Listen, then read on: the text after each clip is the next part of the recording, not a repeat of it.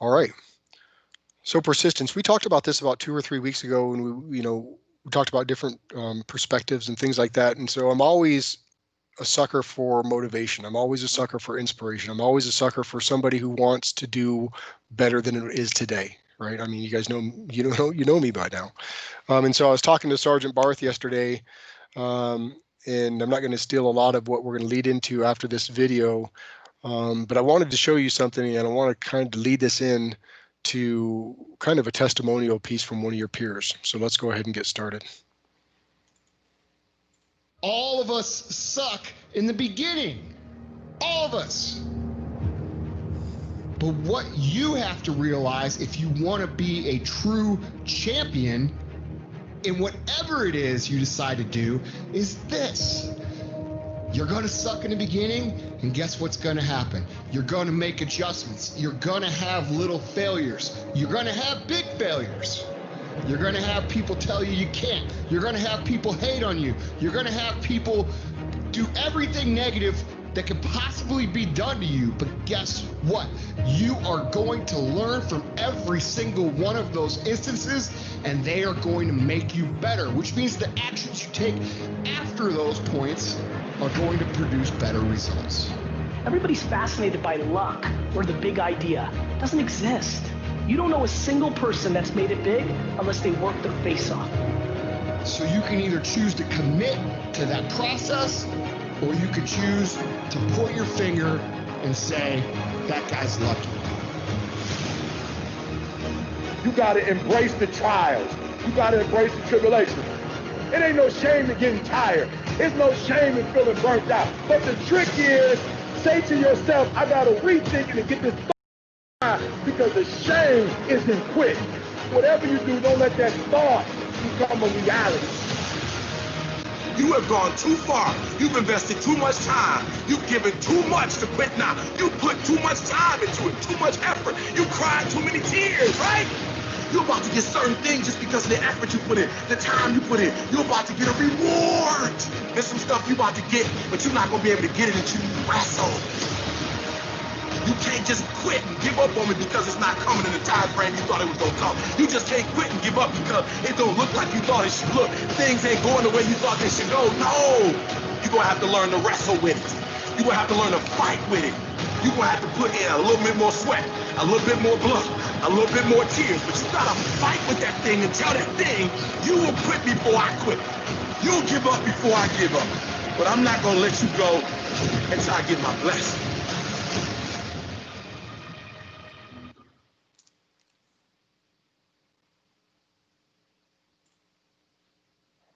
Okay. So again, to lead into your peer's testimonial piece is that we were looking over a video that he had in his PowerPoint presentation intro, that concrete experience, and it really had to deal with not necessarily the topic of what the group paper was per se about, but what I saw in that was about him, right? And so we kind of went off on a different conversation because it was about passion, it was about determination, it was about failure, it was about understanding, it was about getting back up, persevering to success, right?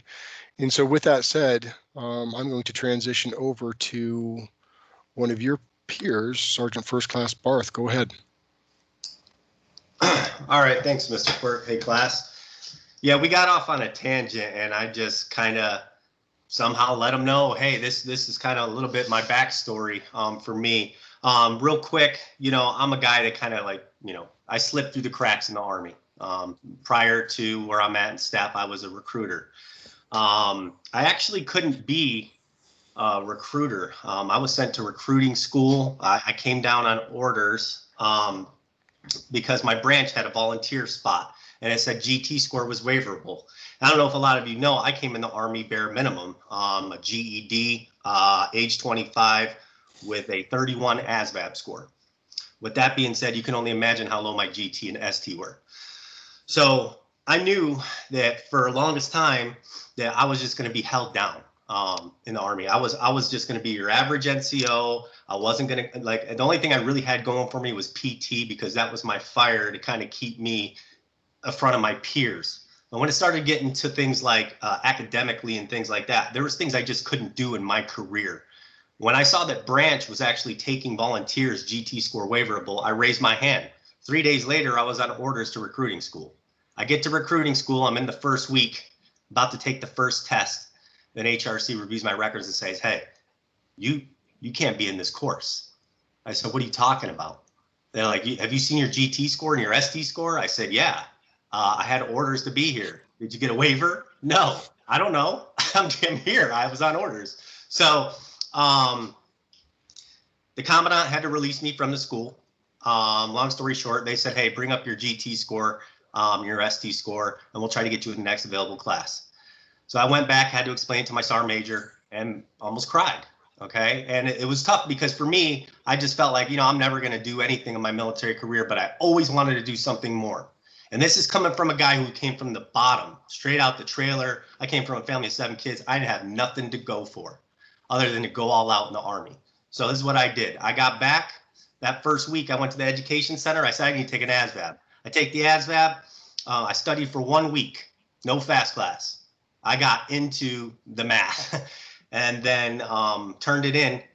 And I almost cried. I almost got my scores back. I sent it to the schoolhouse back in recruiting school. And guess what? I was back in recruiting school about 3 months later. And so the same instructors were there and their jaws about dropped. They're like, this guy is back. How did that happen? You never see that in the Army, So that was one of my selling points as a recruiter, because I was really passionate about being a recruiter because of what the Army has done for me. I kind of wanted to just tell these young guys and girls coming into the Army, you can do anything you put your freaking mind to, because if I can do it, anyone can do it. Sharing secrets with troops. I'm the only one out of 7 kids with a college education, the only one with a driver, the only one that's drug free, the only one that's actually done something with their life. And, having that perseverance to be opposite of what everybody else is doing, I wanted to do my thing. And that was just to be successful, because that's just one of the things I thrive on. And Mr. Quirk kind of saw it in my videos: bodybuilding, stepping stone, striving to be better, not just for myself, but for my family, because the harder I push for myself, the more I can do for my family, the more, there's just so many things that just make me want to do better, especially from turning nothing into something. So if the biggest takeaway from that is, you guys collectively, us as a group, like, some of us are going to fall down and we're going to have to pick each other up. Some of us are stronger in other things. Like Sergeant Balvans is better at combat and all that kind of stuff. And I'm better at talking because I was a recruiter, so we can collectively combine powers and become some of the best NCOs in the Army, all of us, because we all have different things to bring to the fight. So that's just one that's your motivation for the morning. And yeah, so hopefully you guys get off on a good start here. So awesome. That's awesome. Appreciate it, Sergeant Barth. And that's all Sergeant Barth. That was not me. I just told him, I said, you got 2 to 3 minutes of fame. And I think you did your due diligence. So that was pretty cool. But I say not everyone. I thought you were going to say I did 5 minutes. Whoops. No, I wasn't timing it. In fact, this collab is probably going to go over a little bit, but that's okay. So I say not everyone has it. Well, there's a reason why your names are up here, because you got it. Everybody has the same story that Sergeant Barth does. Sergeant Bell shared hers 2 weeks ago, right? You've intertwined and you've learned from each other and you've became friends, you became colleagues by sharing those things. And so there's a second reason why I did this and I did that. And it's because of this right here.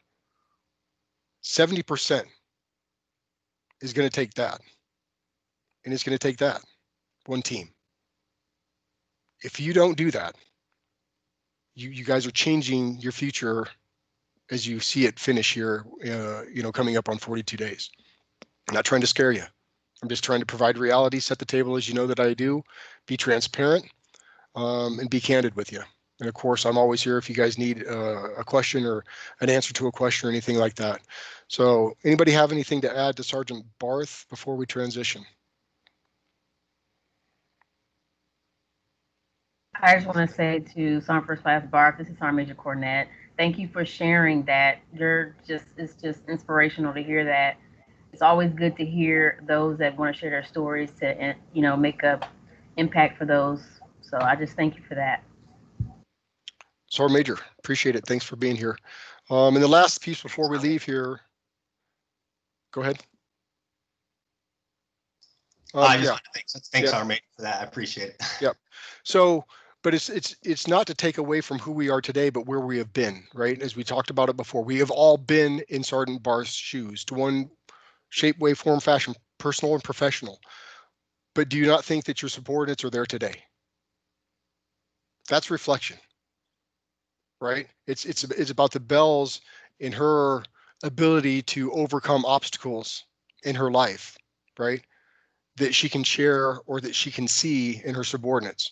And that's where that trust becomes a 15-minute dialogue about why the nonverbals are coming off so loud on a specialist, because we should be able to identify those, okay?